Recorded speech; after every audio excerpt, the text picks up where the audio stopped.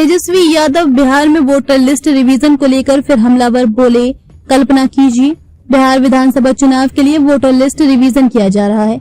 इसको लेकर तेजस्वी यादव ने एक बार फिर हमला बोला है। उन्होंने वोटर लिस्ट से मतदाताओं का नाम काटने को लेकर बीजेपी पर तीखा वार किया।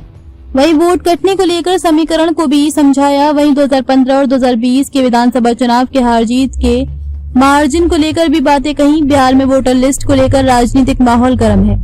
इसको लेकर तेजस्वी यादव ने हमला बोला है। उन्होंने एक्स पर पोस्ट करते हुए लिखा कि राज्य में कुल 7 करोड़ 90 लाख मतदाता हैं। कल्पना कीजिए बीजेपी के निर्देश पर अगर मिनिमम 1% मतदाताओं को भी छाटा जाता है तो लगभग 7,90,000 मतदाताओं के नाम कटेंगे। यहाँ हमने केवल 1% की बात की है, जबकि इनका इरादा इससे भी अधिक 4 से 5% का है।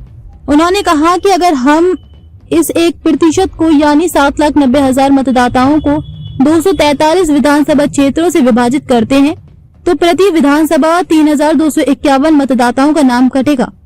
बिहार में कुल 77,895 पोलिंग बूथ हैं और हर विधानसभा में औसतन 320 बूथ हैं।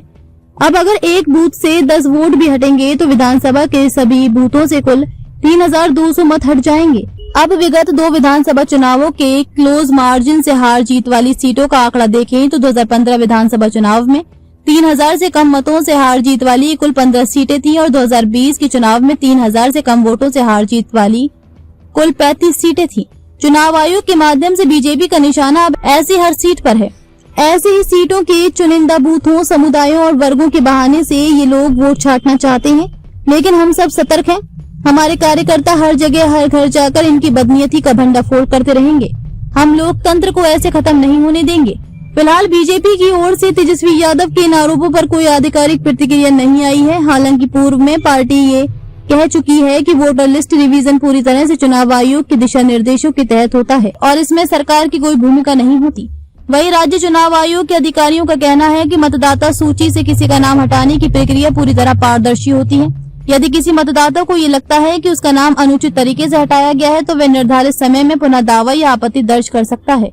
बिहार में आगामी चुनावों से पहले मतदाता सूची को लेकर उठी ये बहस अब तेजी से राजनीतिक रंग ले रही है।